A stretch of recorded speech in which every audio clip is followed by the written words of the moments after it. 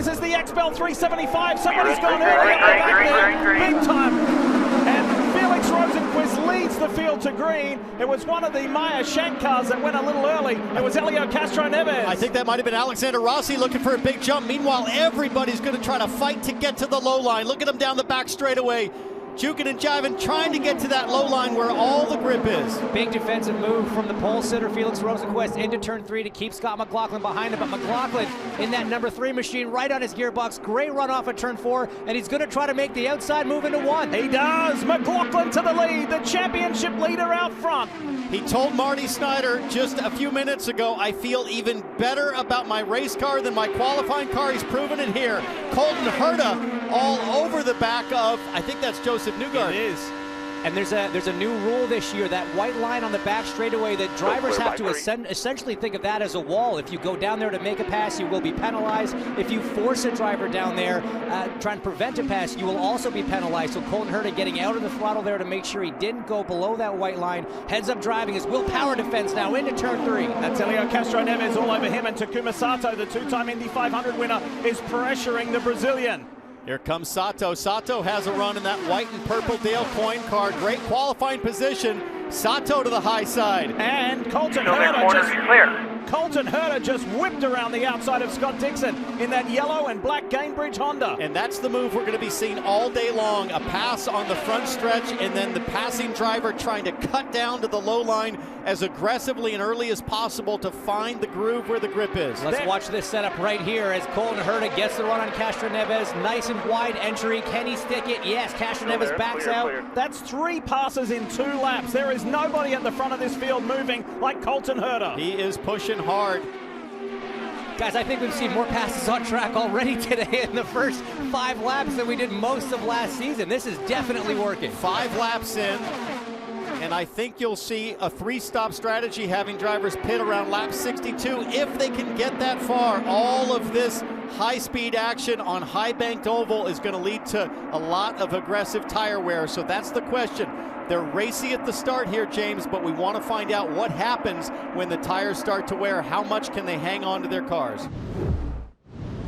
Well, as you noted, Alexander Rossi is quick right now, but he is majorly concerned. Someone really trying to jumpstart his season after 2 winless seasons. Alarms are going off in the car, alternator issues. He said, what do we do? Right now we have no fix, so it's just hoping everything lasts okay. So note from race control, start is under review, and in particular this guy here, Alexander Rossi in the Napa Auto Nation Honda for Andretti Autosport, and they have determined that Rossi jumped the start. Let's have a look at it. Well, it looked pretty obvious from where we were sitting. Now, the rule in IndyCar on the start, you're not allowed to advance the row in front of you. You're not even allowed, and you're not allowed to pop in your column even. You're not allowed to break out of the column, yeah. And the problem here is we've seen several times in the last few years stack-ups on these oval races on the start. Alexander Rossi has been a victim of that here last year, Gateway 2 years ago, so he was probably being extra cautious, trying to avoid getting into the back of Pato O'Ward. Excuse me. But unfortunately, it's led to a penalty for him. It's going to be giving up track position. Luckily, it's not going to be a drive-through penalty. And we just heard that he already has given those positions back. So and that is a huge break because there are different levels of penalty. Maybe not. Maybe he has to do a drive-through here, James, because he's on the apron going slow. Is he just letting up positions, or is he going to the tail end of the lap? That car's going very slowly. He's not even on the limiter. He's not even. Are you kidding me? He's on the wrong part of the racetrack. That car is creeping. Talk about going from bad to worse. Probably gonna get a yellow. We're middle of the back stretch, barely gone. Yellow's out. That is an extremely frustrated Alexander Rossi. He can't believe his lack of luck or fortune. Just nothing is going right for the driver of the 27 at the moment. Finished 19th in the season opener.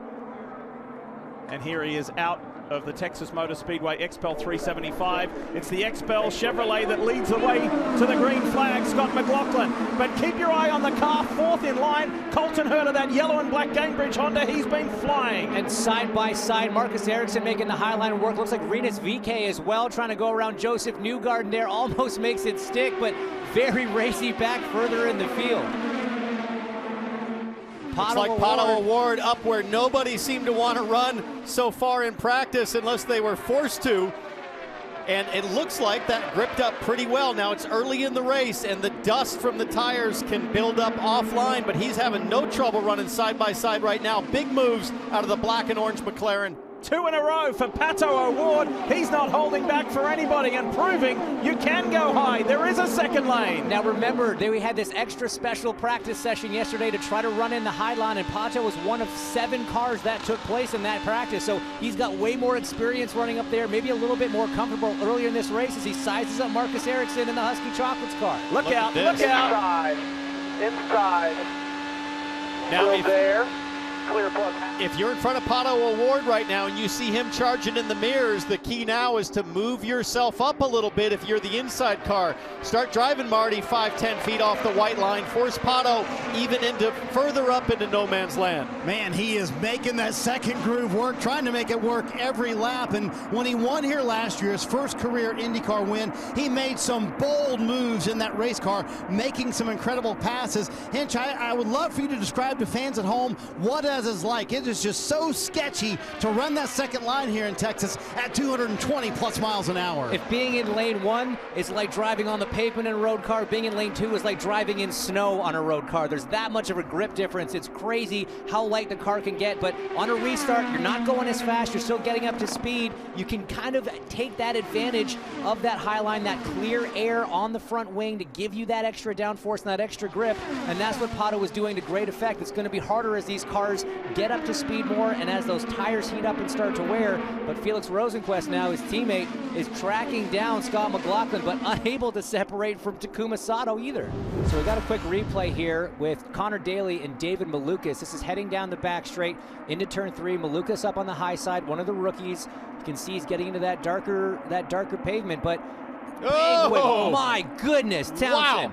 And look at how little gap he has to Connor. He barely lifted, but see how much Christian Lundgaard catches up. That's what I'm talking about, these little mistakes, that moment. I cannot tell you how much he is catching his breath right now. That was a massive save.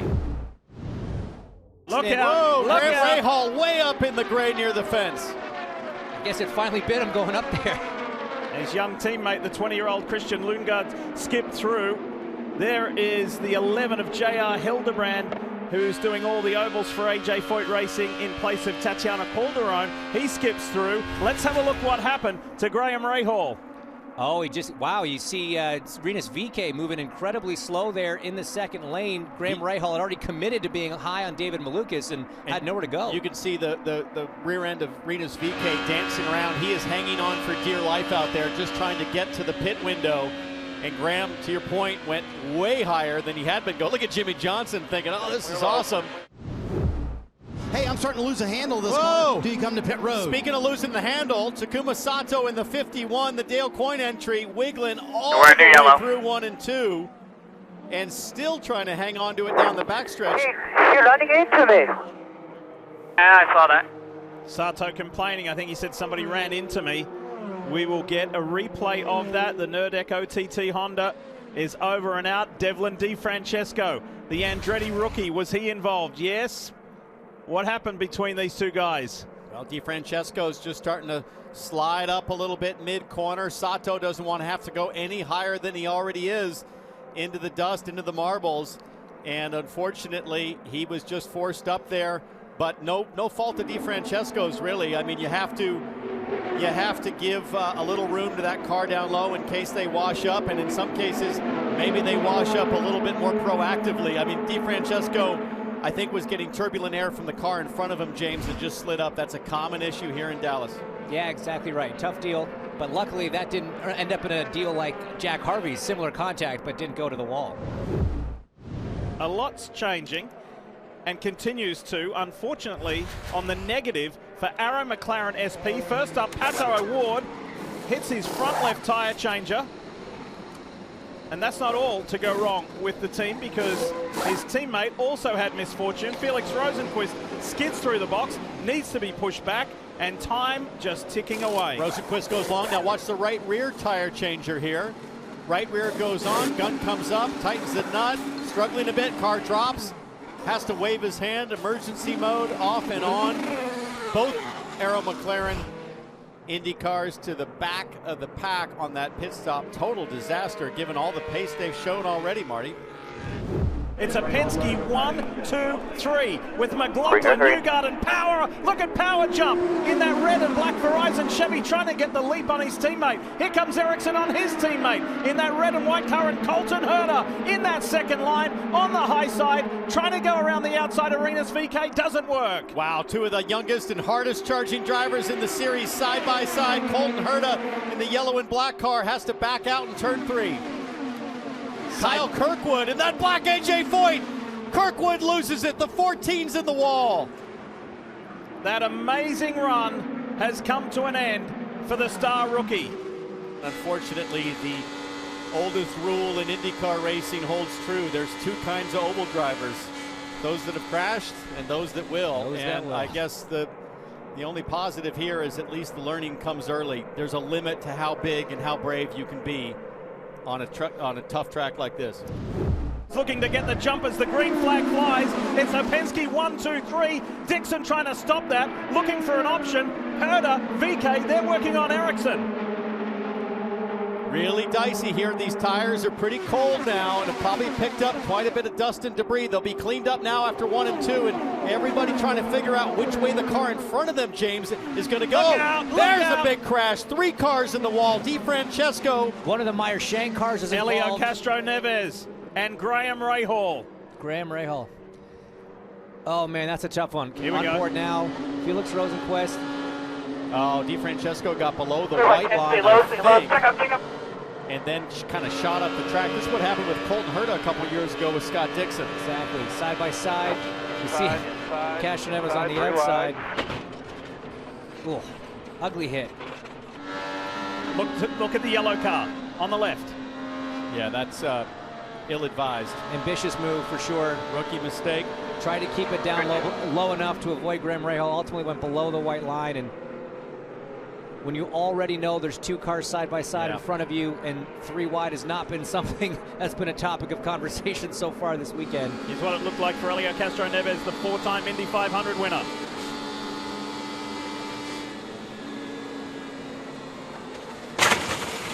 Oh, that sound. That's what a 200-mile-an-hour crash sounds like. As we see the Views Chevy of Felix Rosenquist. And he's one of those teams that's been debating whether they come in, but this wasn't just simply to come in. Felix just radioed in. There's something wrong with the car, maybe a differential or something. So I needed to take a check. It's more than just a typical vibration. And now he's just been told by Billy Vincent to shut the car off. So the driver that started on the pole trying to resurrect what's been a really difficult year plus since moving to Arrow McLaren SP is going to see a good opportunity go away today. And they are done. They said, shut it off, we're done. Scott McLaughlin restarts the field once again. Dixon in that bright orange and blue PNC back Honda looks to the inside and has to defend. Here goes Rinus VK up and around at Marcus Ericsson, wheel to wheel. You would think that some of these crashes we have had would calm these drivers down, but not the young Chargers. VK going for it and making it work. Calm down, you've clearly never met Rinus VK, just making it hang out there, but Marcus Ericsson about to attack back, wanting to look around the outside of Scott Dixon. Oh, the pass for the lead is happening. Joseph Newgarden into P1. PPG Chevy straight to the front. VK likes his chances, so too does Ericsson. He doesn't want to let Colton Herta by and works on his teammate. Oh, Dixon throwing a little shoulder, a little fade. So does Alex Palou down the back straightaway in that blue NTT car. It didn't work, though, because Pagenaud got by. So Newgarden, McLaughlin. How forceful is McLaughlin going to be on his teammate? And Will Power, the third Penske car, runs third. Doesn't matter, because Rinus VK is going to be by all of them in a couple of laps if he keeps this up. Side by side with Will Power. He's going to have the momentum off of turn 2 to take that into position 3 as Colton Herta's down low into turn 3. Look at the moves the Sonax Chevy is making. This kid from the Netherlands, as the battle is on for the front. McLaughlin's not going to settle for second, nor is VK. Here comes the Dutch kid. Oh, let's see how this works out. VK makes it work once again. You are clear. Look at this. Yeah, go get him. Clear. Go get him, all right, he is. Now the teammates fight. Power's got by Newgarden. Has Joseph got a problem? Joseph had to lift when Rinus came down, took some air off him. He slid up with the front end, had to lift out of the throttle. That gave Will Power the run, and now he's at risk, but Pato O'Ward trying to take it to Marcus Ericsson. That's not for position right now. He wants to get to the front and get his lap back if he can. Colton Herta getting awfully high in 1 and 2. His right side tires up on that black stuff. Alex Palou looking racy. Here comes Pagano now in the black and pink Auto Nation car. On the reset and on the restart, Pagano has been one of the best to move forward. Let's not forget about Santino Ferrucci or Scott Dixon on Joseph Newgarden. That's about as close as you can cut it going into 1. Dixon wanting no part of the high line through the middle of the corner. And again, that just sets Joseph up to get passed by Marcus Ericsson, at least get attacked by Marcus Ericsson, having to lift out of that throttle as the number 9 car comes down and takes the air off the front of his car, creating a bit of understeer. But now Marcus Ericsson going to the outside into 1. Last year, fellas, there was 185 passes for the entirety of the race. There were 269 passes at the halfway mark here today. This has been a way better race. Despite the cautions and the retirements, there has been some spectacular action on track. And look at the run from Colton Herta. He went into turn 3. I was watching the Firestone telemetry, wide open, 230 miles an hour, going into turn 1. At some point, Joseph Newgarden's going to get really frustrated getting passed around the outside of turn 1. Threw his elbows out a little bit there to stop Colton Herta, who now has to defend against Simon Pagano. Frenchman got into the draft of the young Californian, tried to slingshot his way around. Pato O'Ward with a big run. Pato almost into the grass on the tri-oval. I mean, I know he wants to get his lap back, but at the same time, he's got about 6 cars to get through. Take it easy. As Palou, look at Ferrucci, battling Ferrucci. Santino Ferrucci, who found out at 9 o'clock this morning he was racing today, is in the top 10 and going forward. What a drive. The Hy-V Honda is humming. And guys, he is 6 laps better on fuel than all those in front of him. He used one of the cautions to come in and top off, so it's under yellow, but he's a couple laps better in real time, better than those in front of him if everyone's doing it on one more stop. And Kevo, we got a lead change. It is Rinus VeeKay in the Ed Carpenter Racer Sonax Chevy to the front. Let's not forget, 2 years ago when he made his debut here, it was not pretty. He crashed twice. He crashed in his first practice session, crashed in the race, took out Alex Palou, and now 2 years later, and a lot of learning and maturing, look at this guy go. Guys, that move was as smooth as Canadian maple. That was amazing going around the outside. Let's take a replay here. That was a sweet, sweet pass. Set him up beautifully. Not afraid of that high line. Scott McLaughlin really didn't put up much of a fight, Townsend. You know, coming into today, one of my notes was how Ed Carpenter Racing appeared to be struggling at Texas, a track they used to be so strong, but that piece of paper just got wadded up and thrown into the corner of the room. VeeKay, fastest car on track right now and the raciest car on track, Marty, with all of those side-by-side moves. Amazing. I think one thing that's going on too, Townsend, is that most of the field is trying to save fuel and make it on one stop. Meanwhile, in the ECR camp, they have unleashed Rinus VeeKay. They told him to go hard as you want. So VeeKay using all that power in that Chevy engine. Yeah, that was going to be a thought. Did Scott McLaughlin let him by? Because running out front, you do burn a lot more fuel. This is becoming a fuel-safe race with all those cautions, with hopefully just one stop left to go for these drivers. So if Scott can just sort of sit in his wheel tracks, take care of his tires, but at the same time, save a bunch of that Speedway fuel, this could actually still be advantage McLaughlin at the end. VeeKay's made the fuel work pretty well before. I know his team will be studying the numbers very closely. You have to think that the final stop needs to be right around lap 186, 185 to get home. Meanwhile, look at Will Power. He's had enough of fuel savings. He sends it into 1. That's the way to do it in the Verizon Chevy. Will Power, the 2-time winner. Now here comes the 5-time winner, Scott Dixon, on the inside of McLaughlin. Did somebody tell VeeKay to whoa up? He must have, because that run from Will Power was incredible. We haven't seen anybody with that kind of momentum into turn 1. That was amazing. Oh, Scott McLaughlin's trying to pit. Colton Herta was trying to get that position back as Scott McLaughlin dived down into pit lane, going laps sooner than Marcus Ericsson or his teammate Will Power. This is now the race for the win. That could have been ugly. That was close. So treacherous is that apron in 3 and 4 this late in the race, Marty. There are marbles everywhere, and it makes it really tough when you pick up those marbles to come into your pit box cleanly. Yeah, that was dicey coming to pit road, but you've got to get everything you can coming to pit road and the exit from pit road as well. So critical here at Texas. Scott McLaughlin has led 144 laps to this point. He got the fuel number they needed coming down pit road. So the first of those that were really in the mix for the lead up front, Scott McLaughlin coming to pit road. Johnson has pitted. Here comes Joseph Newgarden in the PPG Chevy. Kev. No changes for Joseph Newgarden. He was saving fuel, and Tim Cindric said, anything you save me now is going to help later. Newgarden is still a factor and can win this race, Marty. Will Power has done a masterful job saving fuel on that run, but also running up front. Very happy with the handling of the Verizon machine. He leaves pit road. His teammate Joseph Newgarden flashes by. Might have cost him a little bit of time here on pit road for the 12. Ericsson on Newgarden. The Husky Chocolate Honda around the outside. This is tight. This is where you get nervous, really nervous. Little wiggle from Marcus Ericsson. He had to crack the throttle, so he lost a bit of that momentum, but they are still wheel to wheel into turn 3, but advantage goes to Joseph Newgarden. And it looks like McLaughlin just got past Rinus VeeKay. And it looks like these two are going to go steaming by him as well. Not a great run off of 2, obviously. This is going to be dicey. It's Malukas. Oh, Sorry, that's Malukas. Same colored car. Wow, good driving, Marcus Ericsson and Joseph Newgarden to go wheel to wheel several times like that. Keep it clean, respectful at over 200 miles an hour. So you see Malukas and Ilott upper left-hand corner running 1-2, but they still have to make their last pit stop. So this is the battle for the win with VeeKay, McLaughlin, Newgarden, Ericsson, all dicing it out in front. Marcus Ericsson right in his wheel tracks coming off of 2 there. It's going to be a great run into 3. He really seems to like trying to get that run off of 4 into turn 1. We saw him take the lead using that move. He's right there again. Great run. He's going to be able to pull out nice and early.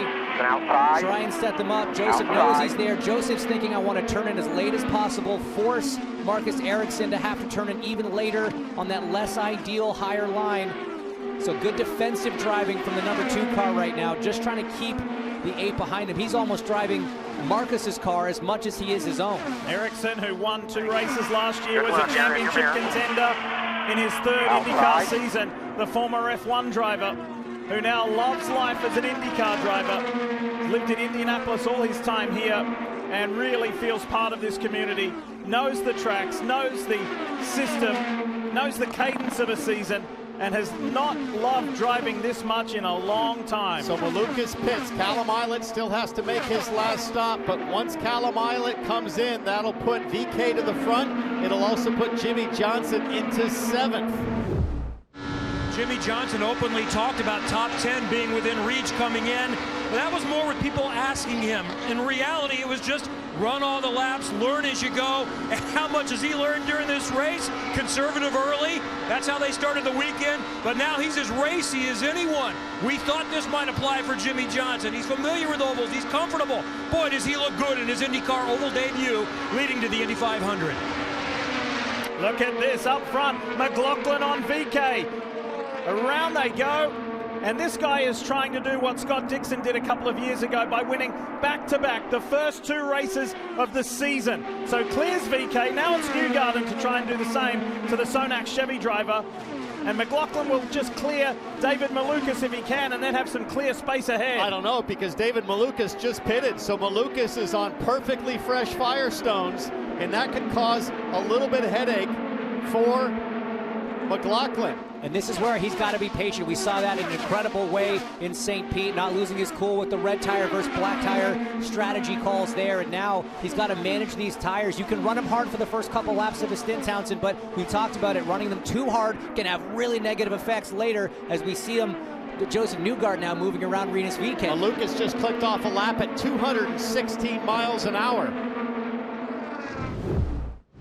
Meanwhile, let's not lose sight of the fact of this man here, Santino Ferrucci, or Santucci as he's known, started in 27th and last and runs in 10th after only finding out this morning that he was going to fill in for Jack Harvey, who was not cleared by IndyCar Medical after a heavy crash right here yesterday, where he hit both walls, either side of the back stretch, and was not ready to race, and Ferrucci stepped in at a moment's notice and has done nothing other than an exceptional job in the Hy-V Honda. Watching Ferrucci's hands there, it's looking a little twitchy off turn 2. There's a whole lot of respect and tenderness in those hands and fingers and how he leans the car in. He's got to hang on for 6 more laps. Remember, when we are done here on NBC at the conclusion of this race, we will have extended coverage for you, post-race coverage on Peacock. 5 laps to go from this point here. Scott McLaughlin, Joseph Newgarden. Herter gets between them. McLaughlin was able to clear, and that's going to be a big asset for Scott McLaughlin. That's huge, Lee. With only 5 laps to go, those laps pick off very quickly here at this track at these speeds. Joseph Newgarden not only has to try to catch up to, then pass Colin Herta, close that deficit to Scott. This is beautiful for Scott McLaughlin. It's also beautiful for Chevrolet. It's been since 2016 that Chevy won the first 2 races of the season. Back then, they won the first 5. What a turnaround that is to kick off the season with a street circuit and a high-speed oval if McLaughlin can bring it home. Not over yet, not over yet, as Newgarden has cleared Herter, and here he comes. 3 laps to go this time by. 5. Teammate on teammate. 3. Under 3/10 of a second. Joseph Newgarden is definitely turning the wick up. It is now or never for that PPG Chevy. And more traffic up the road for McLaughlin to contend with. How much does he press into the lap cars? This is exactly like St. Pete. Yeah. Leading someone closing up on him. Lap traffic with 2 laps to go. Oh boy, it was tense at St. Pete. 5. It might even be more so here. Go wide off 2 the to board. go. Go by 5. We know that lap traffic was a contentious issue with Scott after the race. We'll see how this lap traffic plays. Are they going to come into play here? Is it going to be a factor? There's too many cars for them to move out of the way, so he's just going to have to deal with this. David Malukas, the rookie for Dale Coyne Racing with HMD, has done a really good job of staying ahead, so no worries there. Coming up on Callum Ilott, he's had a positive weekend as well. White flag waves, 1 to go for Scott McLaughlin. Lee Callum Ilott's last lap was 190 miles an hour. This is going to give Newgarden a chance on the back straightaway. Look out, look out. Malukas is first one on the list. Got to go to the inside. McLaughlin can't get there though, not close enough. Teammate is coming. Here comes Joseph Newgarden on the high side. Newgarden on McLaughlin. It's going to be a drag race. Newgarden has done it. Newgarden wins on the final lap. You're the man. How about You're the that? man. Wow. That epitomizes it is not over until it's over. Joseph Newgarden and the PPG Chevy wins in Texas. Let's go. Good team. How in the world? 67/100ths of a second. How did you pull off that pass for the win? Oh my gosh, I was fuming in the car because we had all this traffic and it wasn't helping me. And then right when I needed it to help me, it helped me literally last corner, last lap. The traffic helped me out. Unbelievable PPG car in victory lane. Also our XPEL car. How about Scott? I think he led like 95% in the laps. I hate doing that to a teammate, but you know, I was going for it just like he was. We were driving hard. Man, I was loose. I was driving things sideways off of 3-4 every lap. I was trying to get a run, but Team Chevy, what an unbelievable job, right? We showed up, got the pole, got the win for Team Chevy's camp, and just so pleased for everybody. It was so good to drive this PPG car again with Team Chevy. You mentioned the battle with a teammate. You are driving for your own team, but how do you handle that conversation now with Scott? I don't know. I don't know what he's gonna say, or he is, dude. I was living because I was hounding you with all the traffic. I had no tires left in the front. I saw that, and I was like, you know what? I went up high. I said, if I hit the fence, I was like, I didn't know if you were gonna go up there though. You ever had a more dramatic win and pass for the win than that? Never. Last lap, last corner. That's what it's all about at Texas. I hope we come back. Let's come back. Watch the Acura Grand Prix of Long Beach Sunday, April 10th at 3 p.m. on NBC.